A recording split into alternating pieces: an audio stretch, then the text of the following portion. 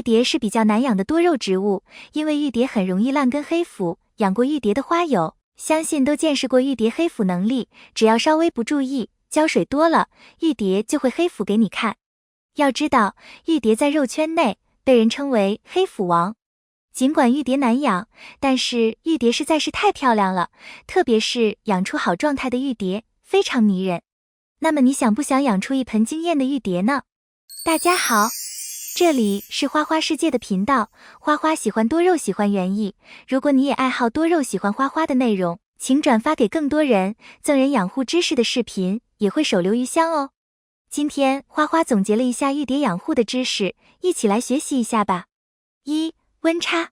大家经常抱怨没有阳光、雾霾天等等，但我个人觉得首先还得是有温差，它起了很关键的作用。大部分物理化学都遵循一个原则，就是温度高反应则大，温度低反应则低，植物也是这样。白天温度高则可加剧光合反应，生成有机物，晚上植物进入纯消耗阶段，开始内耗，如果温度高则内耗高，反之则低。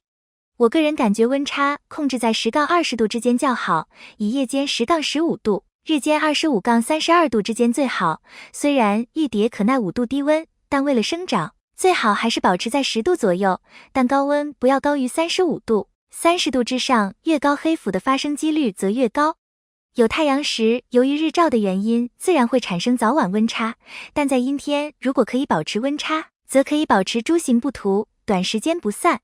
有一些植株土长厉害，不光只是没有日照的原因，同样温差也是不到位的，因为即便是阴天，光还是会穿透云层，落在叶表上，植物还是可以进行光合作用的，只不过是没有直接照射的强烈，这样温差可以让植株保证最基本的株形，即使涂也比没有温差的要慢。如果既阴天还没温差，土长也只需要3几天时间，不是摊饼就是穿裙子。2. 光。这个大家都是又爱又恨了，没有的时候想，有了又怕太大，状态好也是因为它，晒伤也是它。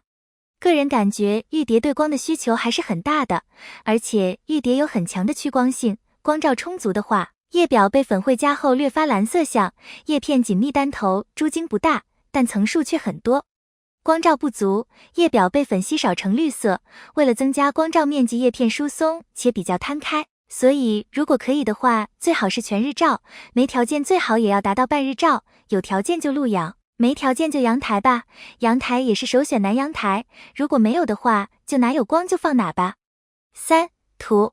玉蝶用土较随意，没什么特殊要求，啥样的土都能活，见过直接用地土种的，用装修用的和沙的，啥样的土都可以长得很好，但我认为配土还是要因人而异，因境不同，因地施宜。先说原土，这类土一般营养丰富，富含腐殖质，但也含各种菌虫卵，最好进行一次高温消毒，一般适于种植经验非常丰富的大棚种植者。也可以用颗粒土，比如赤玉、鹿沼、青石、日向石混合土来使用。颗粒土排水性好，颗粒本身有孔隙可以保水，使根系处于潮而不积水的状态。个人感觉用全颗粒种植，较原土种植黑腐几率可降低一半。缺点就是长得没有原土种植的快。个人种植可以考虑掺一下泥炭进去，增加一下营养，生长速度应该比纯颗粒要快。但是我认为针对玉蝶来讲，颗粒和泥炭的比例为7:3会好一些，随着细土增加的越多，黑腐的几率也会上升。4. 水。在有粉的叶片上，水不能浸润叶表，以水珠形态滚动于叶表上。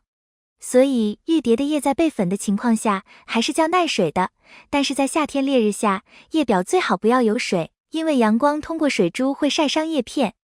除去粉，玉蝶的叶片会被水浸润，长时间的被水，叶片会化水烂掉，大部分只是单叶片化水烂掉，少数情况会影响到茎。玉蝶的根还是较耐水的，茎不耐水。黑腐中茎腐的巨多，叶片干涸代谢后，在茎上留下叶根痕迹。外界的物质可以从这里进入到茎内，所以在栽种时，埋入土下的茎部一般比较少，大部分黑腐发生在茎部茎根处，所以茎根处的部分用较大些的颗粒多些。5. 盆。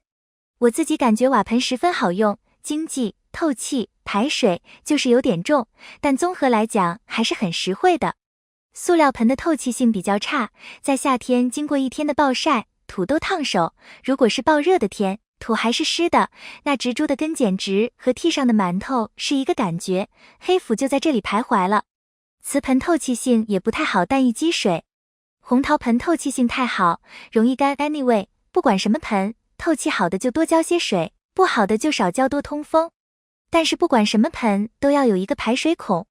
玉蝶长得很快，建议可以用较大的盆来种它。最初1年换一次盆，桩子老了可以2年换一次盆，主要还是看你的植株大小，半年就长得爆盆的不行，是可以提前换盆的。换盆可以选在春秋2季，有棚的冬天也可以换，夏天也可以换。这2个季节换盆的话，浮盆时间长或浮盆时会出现黑腐的情况。6. 黑腐。首先，我认为玉蝶的基因里就带有了易黑腐或不耐黑腐的基因。玉蝶较爱黑腐的部位一般多发生于靠近根部的茎部，也有些多发生于和土壤有相关接触的茎部，说明在空气置换较少或接触部位多的地方，发生黑腐几率高。以下几点是我在实际栽种过程中总结出的易黑腐的几点教训。1. 土壤不够透气，质料太过细小，代表就是原土，整个土壤内部被糊得密不透气，这样在高温的时候会容易从根茎部开始黑腐。2. 高温给水，主要是夏天，浇水最好在晚9点后，最好看天气预报，挑一个第2天阴天但又不下雨的天浇，避免第2天高温高湿或下雨后又浇一遍，形成积水。3. 新种缓盆也有一定的黑腐风险。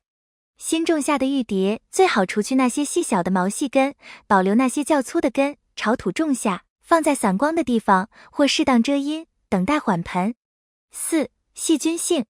我不知道都是什么菌会引起黑腐，总之把质料弄得干净些有好处。6. 介壳虫。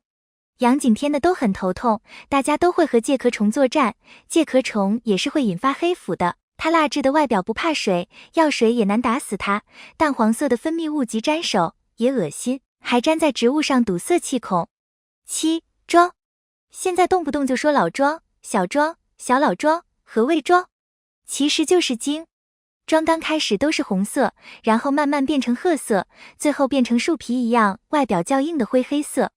一般从土褐色偏红的桩子变成黑色的桩子大概需要3-4年的时间。8. 其他养护知识。生于根茎部的小头，因为被大头遮挡无光，状态很差，时常多注意一下转转盆，使各部受光均匀。如果是塑料盆，为了增加通风，可以在花盆壁上插几个通气孔。